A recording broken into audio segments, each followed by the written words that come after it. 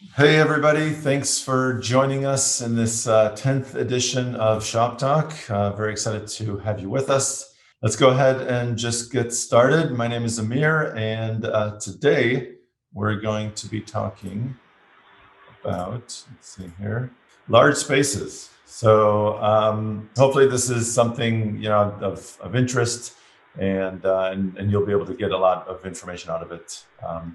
So we'll be going over defining a large space, the best practices for scanning that large space. We'll even be talking with Volkie Yelkovan, who is joining us again, about Capture on Android and the highlight reel. So very exciting stuff. Volkie, thanks for being here with us. Thanks. It's great to be here, Amir, as always, and excited to be with our participants as well. And today we are. I'm sure you're going to mention that today we are trying Zoom after GoToMeeting. So hopefully we'll see how it goes, but it will be a better experience for us and as well as for our valuable participants today. Yeah, absolutely. For anybody who's this is not your first Shop Talk, you'll notice that we are using a Zoom platform instead of GoToWebinar. And so hopefully that will be a little bit better for anybody who's experiencing technical issues with GoToWebinar. After all that, if we have time, I left this for the end, so we're sort of changing things up a little bit. If we have time for it, because I do want to leave as much time for the Q&A, then I'll go into the customization tools that I prepared for this week. And we can look at those. If we don't have time and we need to kind of skip over that part, then don't worry. We'll provide a link to that YouTube video and you'll be able to just watch it on your own. So no worries there. So defining a large space, when we talk about large spaces, it can mean one of several different things, and each different large space has its own kind of unique challenges. So is it like a really, really big empty warehouse that we're talking about? Large manufacturing plants with a lot more kind of 3D surfaces. It's not just four walls, the ceiling and floor. Schools, malls, large apartment complexes that sky rises that go up. So all these different types of large spaces present their own kind of unique challenges. And so while, like I said here, while they're all different, in that each one is structurally slightly different, and again, therefore provides its own challenges, they're all the same in that they're all going to be time consuming to scan. So have that in mind always when you're approaching a large space. It's not just something that you can say, okay, we've got a couple hours left in the day. Let's run through this and crank it out so we can, move on to the next job. These are time consuming. There can potentially take several days to complete a single structure, depending obviously on how big we're talking here. But definitely always keep that in mind, and then give yourself that amount of time to go ahead and scan those. This is something that I put together. When you're approaching a large space, any space really, but I think more so with large spaces, it's very, very important that you use the right tool for the job. And what I mean by that is the job that you're doing, not necessarily the space that you're scanning. So depending on your needs or your client's needs, the tool for that job may be different, regardless of the space itself. The BLK, the Pro2, 360 cameras, even the iPhone, they can all do it. The question is, the results that you're going to get, whether those are going to meet your needs. So keep that in mind. Always choose the right tool for the right job, and sometimes it's going to be a combination of those tools. Always consider multiple models. What you see in this graph here are distances. So this small number here, 100 feet, the black bar is actually 100 feet. That's dead accurate. The red lines is the disparity when you're using the BLK. The yellow is the Pro2. The blue is a 360 camera if you're looking at 4%, within 4% accuracy, and the green, teal, whatever color that is 8% accuracy. So remember, the accuracy of the tools that you're using, the camera that you're using, the level of accuracy in its measurement does range. With the BLK, it's within 0.1%. With the Pro 2, it's within 1%. And with 360 cameras, it's between 4 to 8%. So I'm just kind of showing you what that could potentially look like. Best case scenario is the blue, and the worst case at 8% is this green teal color. And there's no way of calculating iPhone because it's so dependent on the person using it. Most people using iPhones are not using tripods and spinning the phone around a very, very steady kind of pivot point. That's not really the intention with iPhone. So if you're kind of turning around yourself or turning around the camera is most appropriate, you're still looking at Cortex using that 360 pano to generate your 3D data. And that's what you're basing measurements off of. So any kind of stitching artifacts that are introduced by not being, dead accurate with the iPhone, they're going to translate into inaccuracies in your 3D model and therefore measurements. So always keep these things in mind. And of course, using a good iPad or iPhone when connecting, because large spaces means a lot of scan positions. So an iPhone or iPad with a good amount of RAM, a good amount of hard drive space, so you can store all that data and not have a problem, when scanning positions that may not directly connect with the previously scanned position. We'll kind of get into that in a little bit here. The systems, the Capture app starts looking at everything on that floor, and this could be hundreds of scans in a large model. And that's a tremendous amount of data. And we are limited to the amount of time spent in finding alignment. So the amount of the strength of your iPad or iPhone comes to play very much so when dealing with large spaces. Just to kind of go over this, one more time, as the space gets larger, you can see here, for example, on the very end of the chart, 900 feet, you can see that the 360 cameras, there's going to be a good amount of disparity, potential with the measurement. So again, keep that in mind. And if you are using 360s, that's fine, but maybe you want to break it up into multiple models. That's certainly always an option. You can have a few 300 foot, 400 foot models, whatever the case may be, and link them together with matter tags. So always an option to consider. Okay, so the problems that may come up when scanning a large space are no alignment, and that's a pretty straightforward issue. You get a message says it wasn't able to align. You just kind of back it up and figure that out. Misalignment, certainly more complicated because there is no message. Misalignment happens when the system assumed it did align properly, but didn't. So this really requires you to pay very close attention to those little blue dots that appear in your mini-map and where they appear in relation to other scan positions, so you can tell whether it's been misaligned or not. Merged floors, this is pretty much impossible to spot. So it's just really important that you take the measures to prevent this from happening in the first place. What merged floor means is it's a misalignment, but it's not a misalignment along the X and Y axes so that you can kind of see it in your mini-map. If you kind of think about the mini-map in Capture as you've been scanning, you know that it's just a 2D image, right? From the top down, you see kind of a single plane. Well, merged floors is a misalignment along the Z axis. So it's a height misalignment. And this is going to happen if you're scanning taller structures with, fire escape staircases. Every single floor looks identical. So the system may have a hard time aligning between floor 19 and floor 18. It'll bump that scan position down to floor 18 instead of where you actually are on 19, for example. And all of a sudden, you've got two floors that are merged together into one. Best case, you have two floors into one. I've seen 5 floors be combined into one. And too much data to process. This is really nothing that you can do to prevent, but if you upload a model with 1,000+ scan positions, it might not ever make it through the scanning process, or it does make it through the scanning process, but then navigating through that space becomes very, very challenging, just because it's so monstrously big. So again, that's something that you can't really predict. We always encourage you to try, give it a shot, upload it, see what happens.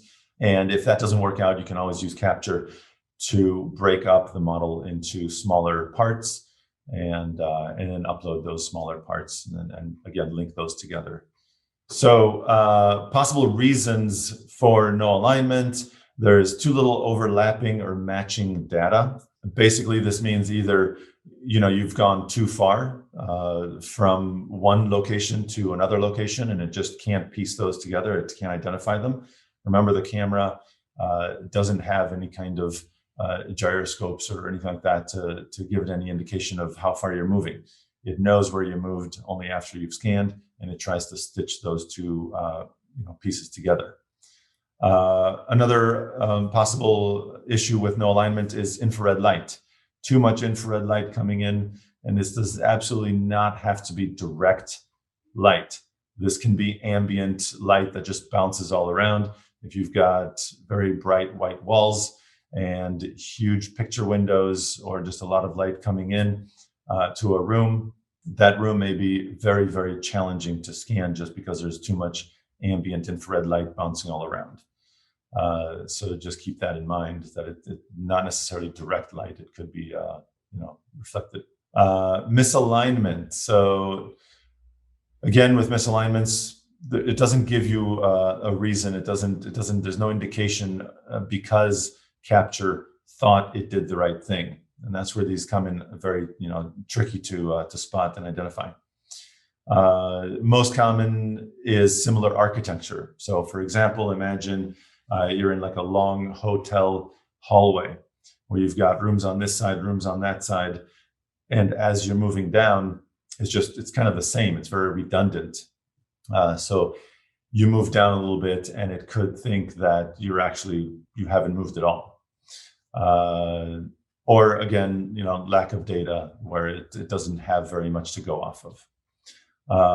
Merged floors, again, this is a type of, a very specific type of misalignment. Similar architecture, as I was saying, with the fire escape type of staircase, where they're just absolutely identical from one floor to the next. And skipping too many stairs. So if you just, jump up from one landing to the next without taking the time, to do the stairs properly, you could run into merged floor issues. And too much data to process. I mean, it's not magic. It is just a processing engine. It's just a computer trying to figure all this stuff out. So there's, again, nothing you can do there other than break it up into smaller portions. Possible solutions. So let's look at no alignment. And again, just as a reminder, this is when you can see the system identified couldn't align, gives you the warning. And so with too little overlapping data, what you do is you just have more scan positions.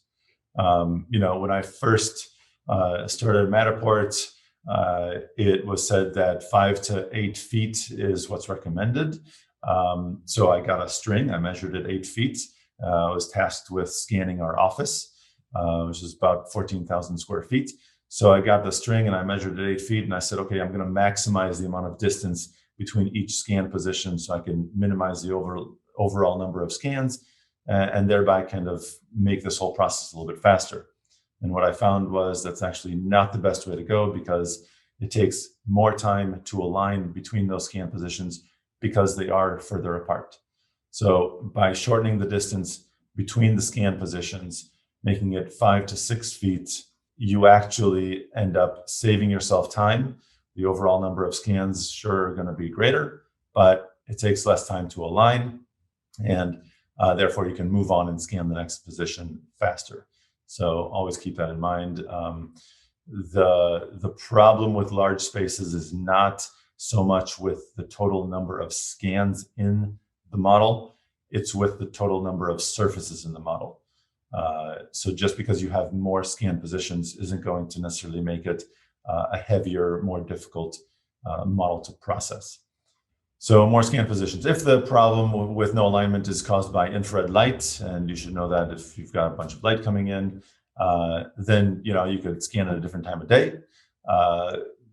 It being cloudy, if you're scanning outside the structure and feel like, okay, it's a cloudy day, I can go ahead and do that. Not so much the case. Clouds don't stop infrared light from passing through.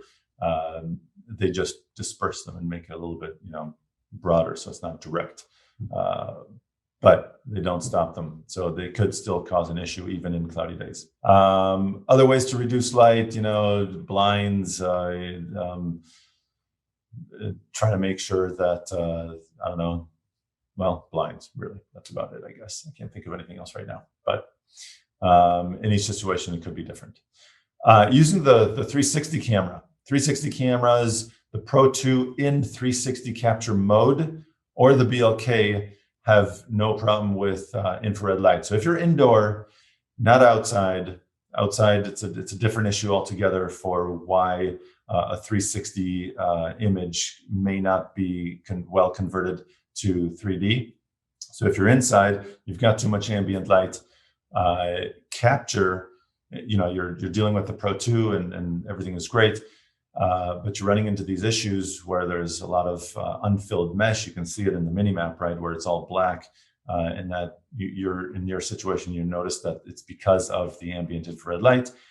Capture it as a 360, place that 360 where it belongs in the mini map, and then tap it and say convert to 3D. It's still something that's in beta, but it'll take advantage of Cortex to convert that 360 image. Again, even if it was captured with the Pro2, you can do this. And regardless of whether there was light in that scene or not, because you're using Cortex, it just looks at the 360 image, the 360 pano image to convert. So that could be a little trick that you use to kind of get by if you don't want to wait for the sun to go away. Misalignments, similar architecture issues. Use April tags. If you're not familiar with April tags, we introduced this a couple of years ago. It's basically a very large QR code that you just stick to the wall. Very, very important if you are using the April tags. In Capture, in the settings, there is a setting that you'll have to enable, which is the assisted alignment. And so turn that on, and that will enable the system to kind of identify these April tags when aligning. So it'll use those as kind of alignment keys when positioning the next scan position. Let's see here, reduce distance between the scans, as we said previously. Again, with repetitive architecture, in those hotel hallway-like scenarios, instead of having 5 to 6 feet where all of a sudden you find yourself in a very similar architecture, maybe just move a little bit less than that so it can identify. Something that is interesting about Capture, and this should help you with scanning. When you scan a position, Capture will first try to align with the last scan position. So that's very, very important to kind of keep that in mind when scanning similar architecture. And that's why keeping those scan positions closer together helps tremendously. So it'll align with the last scan position instead of some other scan position. If it can't align with the last scan position, that's when Capture will try to look at everything on the floor, and it just a ton more data to look at and try to align. And that's where you could run into trouble. So try and force it to align with the last scan position by keeping that distance between the two positions shorter. Lack of data, we just talked about this. It just goes back to trying to increase the amount of data if it's ambient light and so on. I won't go into that again. Merged floors, basically this is an issue of similar architecture. It's no different. It's just, again, it's vertically instead of, I guess, horizontally. So again, same thing, stairs, especially in fire escape type stairs, when every floor is the same. Only go 3 steps up. So move the camera 3 steps up, scan, 3 steps up, scan, and keep doing that. If you go from one landing halfway up the stairs, onto the next landing, you can definitely introduce some misalignment there and cause emerged floors. So keep that in mind with stairs. Ideally, it's 3 floors. Also, it helps with navigation. So where the camera is on the staircase, imagine if you draw just a perfectly horizontal line across that stair. You don't want the next scan position to be on that stair because it'll be very difficult to identify it as a scan position at all. You want it to be a little bit less. So make sure that you kind of go, the next step should be lower than the height of the stair that's the same height of the camera. Does that make sense? So 3 steps, maybe that's easier. Okay, too much data to process, linking together smaller models. We went over this a couple times already. So if it does end up that it's just too much to process and the system doesn't work out, or if navigation just becomes very slow and you're not happy with it, break it up, smaller models, and just link those together. And prevention techniques, basically, when approaching a large space, it's always good to have a plan. Have an idea of the floor plan for the space that you're scanning.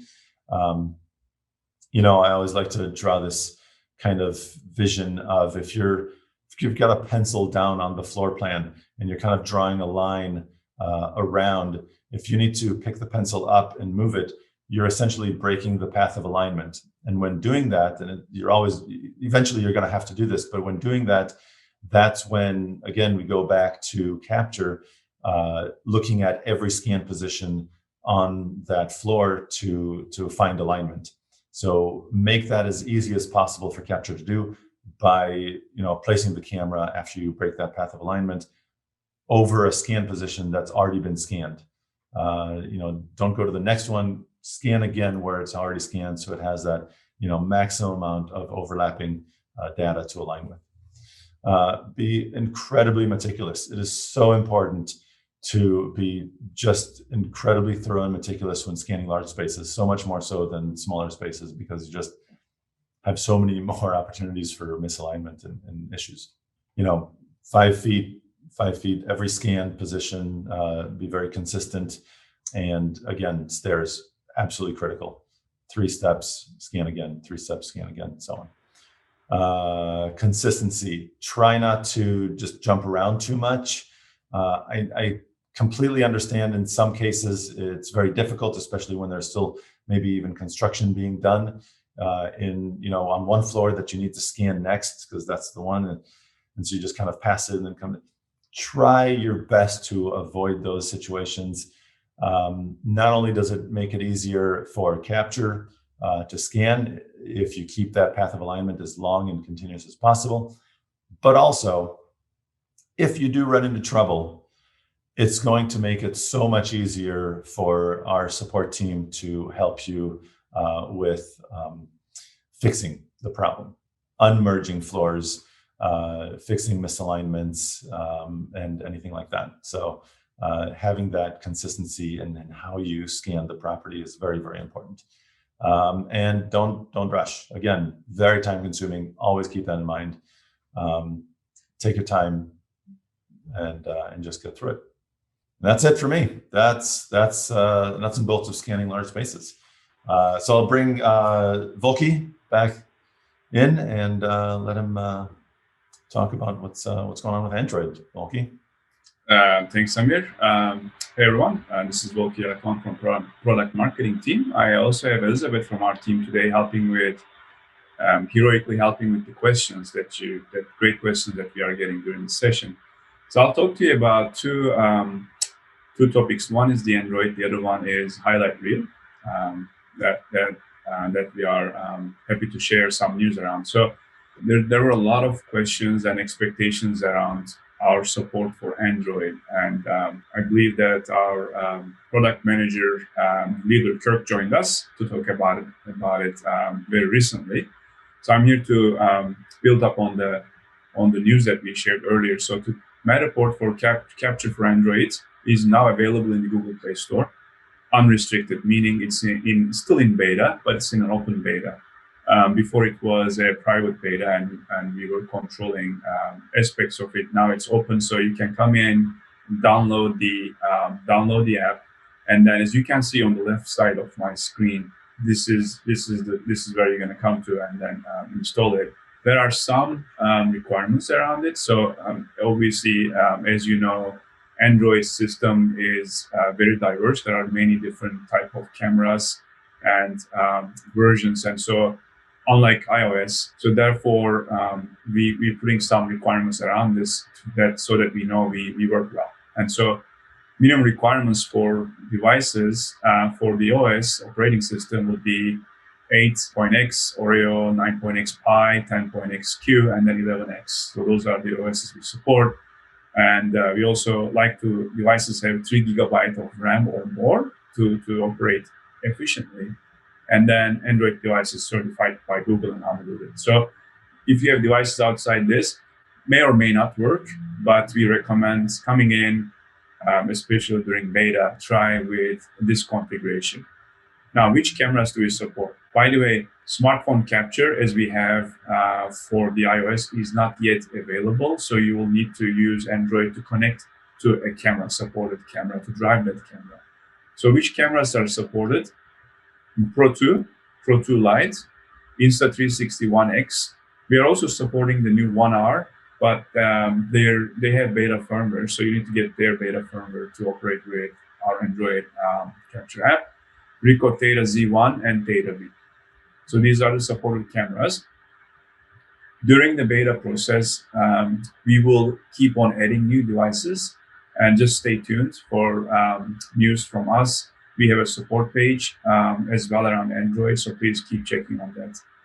So that's exciting. And then at some point we will introduce the handheld smartphone capture ability. So you will not need any cameras. You will be able to just use your phone, Android phone, to capture and create a digital twin in the future. We will also declare a general availability. So we will come out of beta in the next, say, few months or so. So that's about Android. The other thing that we have released in an open beta is the enhanced tool options. So you can see on this GIF image is a short kind of a snippet of that capability. This is one of the top used features for our workshop. About 25% of customers, I believe, use it. So I'm glad to share that this improvements, which focuses around new controls. So there are new settings we have introduced, including the transition speed through the tour, panning speed that can be adjusted now with the easy screens here on the left. You can see also rotation angle can be changed, customized. And we also added a preview button so that you can see without it being live, shows the current highlight, and then it also opens up the edit so you can make more edits as needed.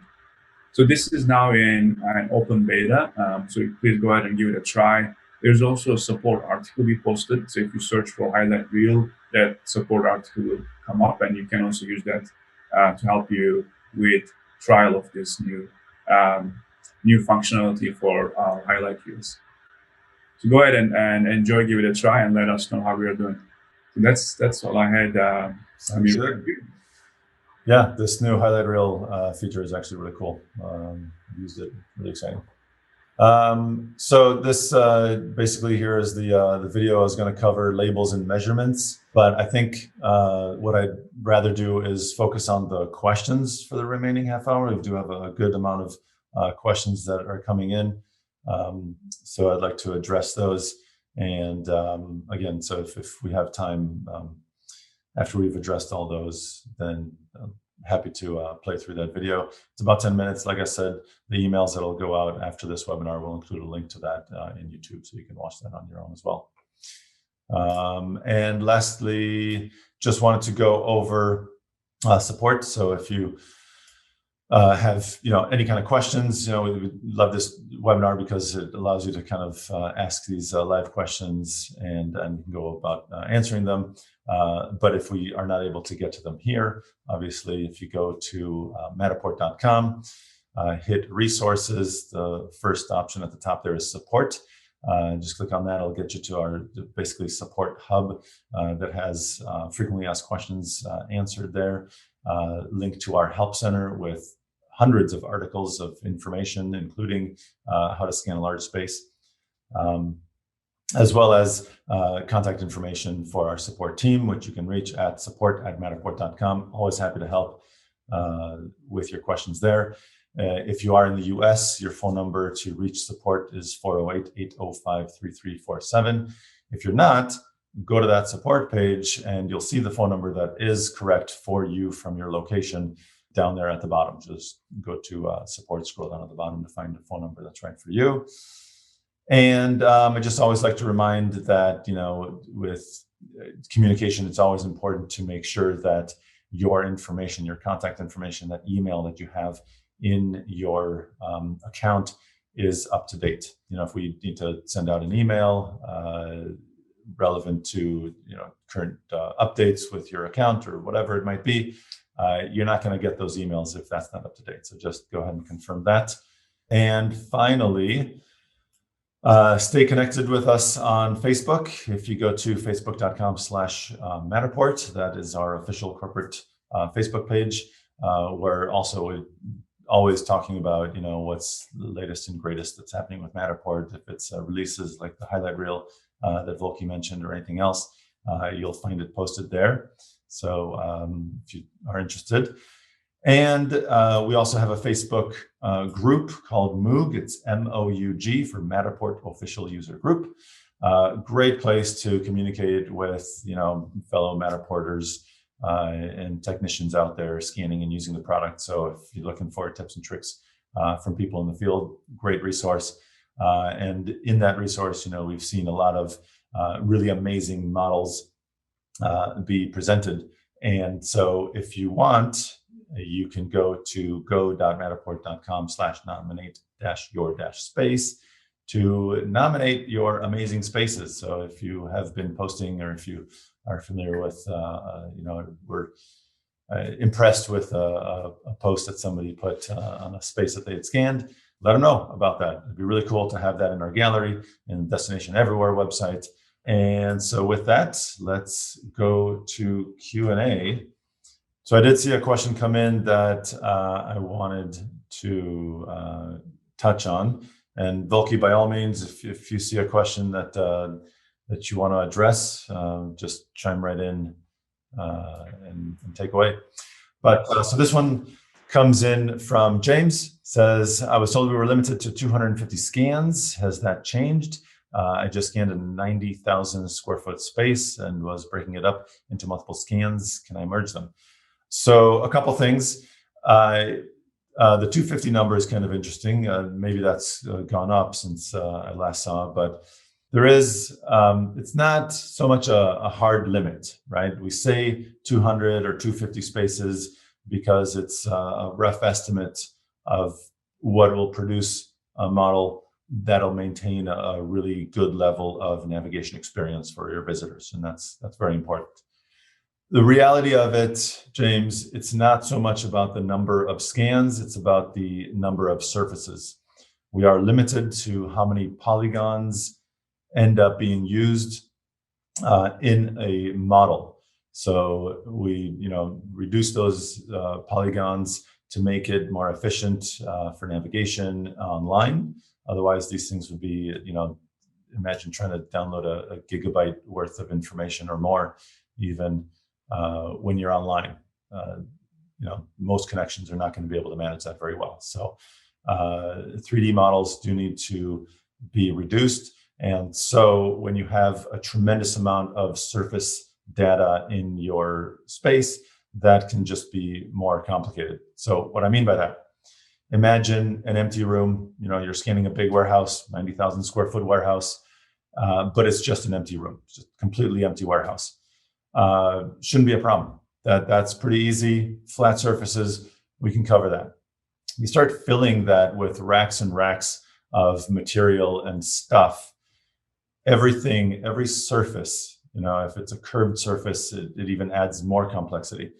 Everything in that space gets scanned and turned into part of your 3D model. So, now your 3D mesh becomes tremendously more complicated and a lot more difficult to manage. And so that's kind of what's behind it. It gets way too technical to kind of put in a simple form. You're not going to know how much surface area. You can't calculate that. So that's why we kind of just say, look, 200, 250, that's roughly the limit. But again, just go back to the amount of surface area. After a while, you'll kind of get a better understanding. After doing these larger spaces more and more, you'll get a better understanding of what works. But yeah, that's about it. You will also notice in Capture, there's a little indication up at the top center where it shows you the number of scans that you have in that model. I think the little circle turns yellow or something like that when you've reached a threshold. It's not a hard limit, and nothing's going to stop you. You just might run into problems when processing. You might run into problems when aligning, so on and so forth. So it's just a suggestion. Another question. So Jeffrey asked how to prevent merged floors from happening. We did go over this, Jeffrey, but just to reiterate, if somebody may have missed it, super critical when dealing. I mean, I absolutely cannot stress this enough. Very, very important when dealing with floors, and every floor is the same type of architecture, right, in that staircase. Do every 3 steps. Every time I've done this, it's never failed for me. Every 3 steps. It takes a little bit longer, I get that, but it is the way to prevent merged floors. There's a question I can take, Amir, while you... Yeah, by all means. Yeah, so the question from Abhijit PP is, do you have any plans to support offline viewing on platforms other than iOS? Great question. We don't have any immediate plans. Android will likely be the next platform, but we don't have a date plan, so stay tuned, please. Good question. Actually, Abhijit also asked, will assisted alignment, this refers to the April tags that I was mentioning before, work with 360 cameras? And the answer is yes, absolutely. As long as you go into settings in Capture and enable assisted alignment, it doesn't matter what capture device you'll use, you'll be able to take advantage of those April tags to assist with alignment, I guess. Yeah. Tim asked, is there a limit to the scans the app can handle? This kind of actually goes back to using a good iPad and iPhone that I was talking about. A more powerful, stronger iPad will have an easier time to find alignment than an older device. So again, something that if you are scanning large spaces, especially the wide ones that have a lot of scan positions on a single floor, because when you do end up breaking that path of alignment, again, it's looking at all that massive amount of data. A stronger CPU and GPU in your mobile device will be able to process more data faster, and we'll be able to possibly reach that point of saying, okay, these are aligned. This is enough data for me to say these 2 positions line up together. Whereas an older device may not get to seeing so much, may not be able to calculate as much data as fast, and time runs out, and that's it. No alignment, misalignment, whatever. So having a strong iPad and iPhone definitely comes in handy. Oh, here's a good question from David.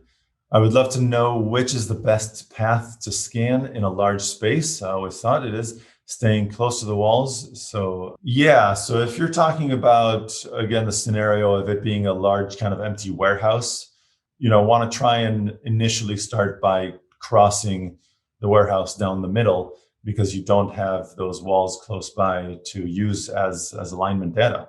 So take advantage of the walls. You're absolutely right. You don't want to be too close to the wall. You want to be maybe 10 to 15 feet away from the wall so the camera can see it, and so that you can move up 5 to 8 feet. As you move, it can more easily identify the previous scan position with the current scan position and piece those together.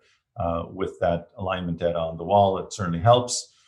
And yeah, so you do the outside of the warehouse first, and then you can either provide a couple 360 images in the middle if you want to give those points of view. If you don't need that to be part of the dollhouse and you're really just measuring from one side to the other, maybe all you need is a perimeter scan. You may not need to fill in the entire middle portion. But if you do, once you've scanned the whole outside, it should make it easier to scan through the middle.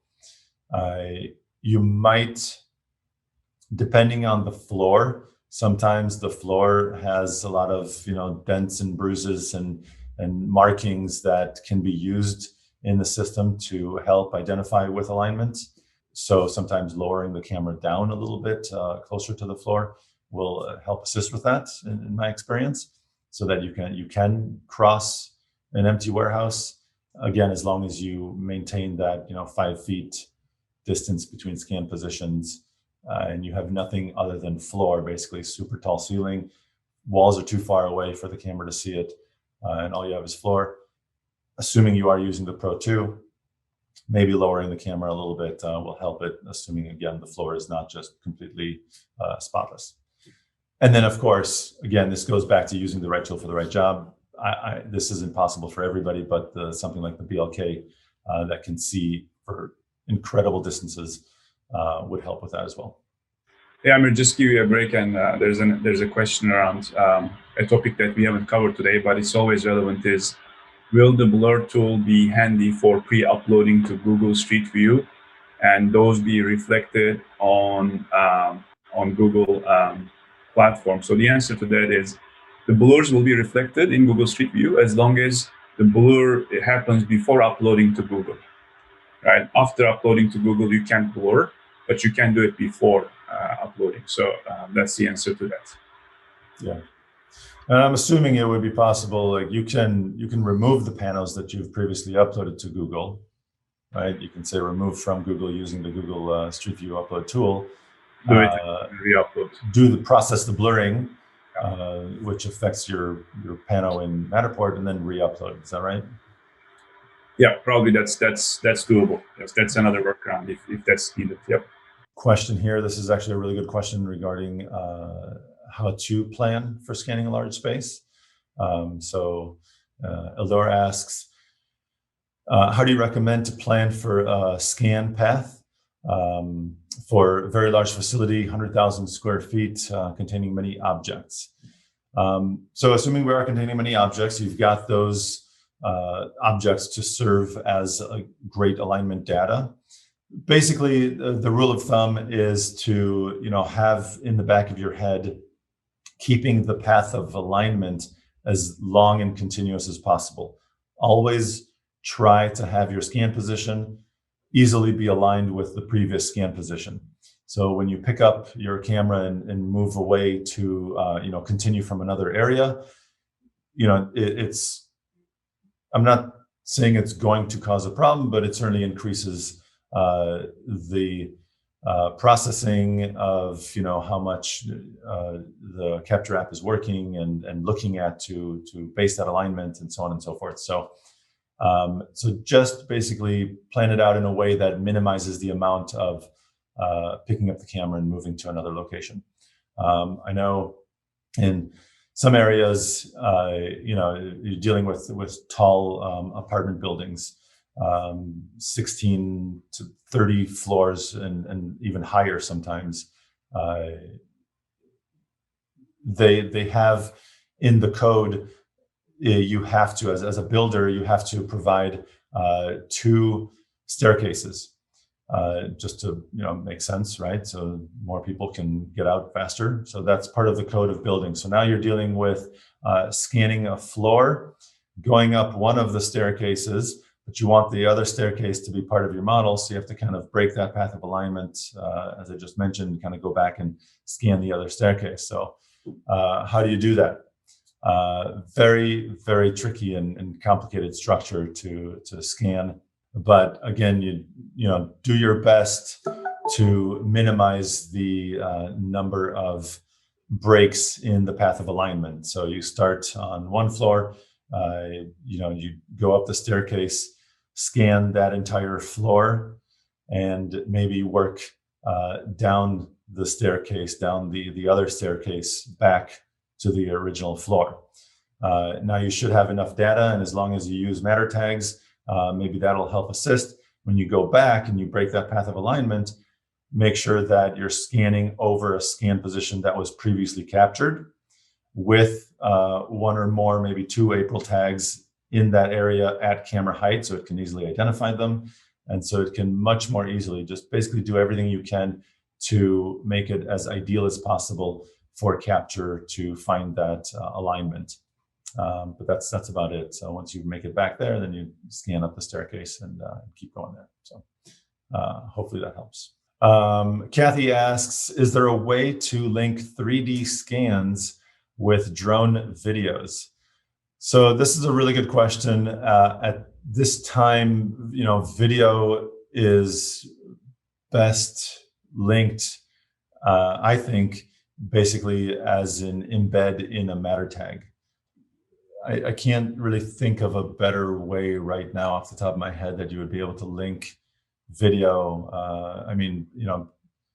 Basically drone video really shouldn't be any different than any other video, Kathy. So ideally you would have that in something like Vimeo or YouTube. You can even have it unlisted so that, it's not a video that can just be randomly found or searched for, but can still be linked to, into your matter tag and embedded in the matter tag. And I think that's probably the best way is to, have the matter tag in the model.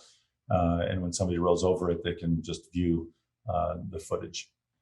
Dawn asks, what amount of overlap is required for a BLK scan to succeed? Great question. The BLK, for anyone who doesn't know and not familiar with it, is a laser scanner, and laser goes for a very, very long way, where the Pro2 is limited to about 12 to 15 feet in how far it can see in 3D. The Leica BLK and its laser scanning abilities can see for like 50 meters. I mean, it's 100 feet, easy, even more. But, that doesn't necessarily mean that you want to go, 150 feet between scan positions. Going 50 feet between scan positions can potentially introduce some lack of data. With my experience, I've tried this outdoors in parking structures where I've taken the BLK and I've scanned one position and then scanned down about 50, 60 feet. It actually aligned just fine, which was remarkable. But I noticed that in the final product, what happened was the spot just below the camera where the camera itself can't see was not filled in by the other scan positions. So there was a hole at every scan position. There was a hole in the 3D model. So you don't want to push it. The BLK is certainly not designed for smaller, more tight spaces. So if you are doing a large facility and it's like a school, for example, you're going through these hallways and smaller classrooms. It's a big space, but it's kind of built out of a lot of small spaces. So the BLK is probably not an ideal tool for that job. But yeah, so it's hard to give you like an exact measurement, Don. I'm sorry that you want to stay within for scanning with the BLK. Again, with my experience, it'll align, very well in very large open spaces, not so well in smaller confined spaces, that again add up to a big space. Hopefully that makes sense. Rob asks, are there best practices when scanning large spaces with tall ceilings? If I scan a floor at multiple tripod heights, will I run into vertical alignment errors? I've had horrible looking dollhouse views and rooms with multiple story ceilings, and I'm looking for best practice. So Rob, one thing you can do is scan most of it with something like the Pro2, which sounds like you're doing, and then maybe throw in a BLK or even a 360 camera, because the 360 camera, will see the tall ceiling. It may be able to translate that into 3D data and help where the Pro2 is not using its 2D. I mean, if you don't have a 360, you can also just try with the Pro2, scan as a 360 capture and then convert that and see how that works. That'll be actually a really interesting test to see if what it was able to capture, those tall ceilings, as 2D data, will it translate that into 3D? The BLK would definitely be able to see that and introduce that as 3D data. Be interesting to see if the Pro2 captured as a 360 then converted to 3D would work. As far as raising the camera up on a tripod, a very tall tripod or light stand, I've seen some go up 20 plus feet.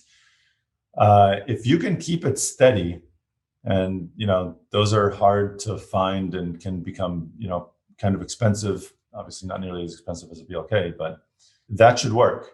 Should be no reason why it can't align going up. I've definitely seen it done, and it'll definitely help with filling in that information in 3D. So you can obviously hide those scan positions later, but you can definitely use a tripod or light stand to increase the height up 20 feet to help make sure it doesn't sway back and forth. Because you are dealing with a camera that's moving, it's not super well balanced. You may introduce a little bit of wobble, which may have an effect on alignment. But again, since you're hiding that and the 2D information isn't really relevant, that should work. I've definitely seen it done. It just requires a very, very steady tripod or light stand. Hey Amir, a few folks asked about, they came in late and for other reasons, they're wondering if these will be available. So these are recorded and then presented on our website under resources in the main navigation bar. If you click on resources, under resources, you will see events and webinars. And under events and webinars, you can see the on-demand webinar section. If you scroll down, that's where we present all the past recordings for the shop talk. So it's for your information. Yeah, definitely. And as I said before, for anybody coming in late, a link to this webinar, as well as the video that I'd intended on presenting in this webinar about the customization tools in workshop will be sent to you. So everybody attended and registered will get an email with those links that we'll have available probably by tomorrow. So I think that's it. We are at the top of the hour, and I'm sorry that we weren't able to get to everybody's questions. A lot of really, really great questions. I do appreciate it. And see this subject, it's pretty popular. So we'll run through this again, and hopefully we'll be able to get a lot more material out there that'll help you with scanning these large spaces, because they're great and super important to scan as well. So with that said, super appreciative. Thank you so much for all you guys who attended to ask these great questions for us to answer. Volkie, huge thank you. Elizabeth, thank you guys so much for helping out with the questions, and Volkie for participating and introducing that information. And that's it for us. We're at the end of the hour here. So again, thank you so much. Hope to see you again. We'll have another Shop Talk session 11 in another 2 weeks, and hope to see you then. All right, everybody, take care, and thanks again. Bye-bye.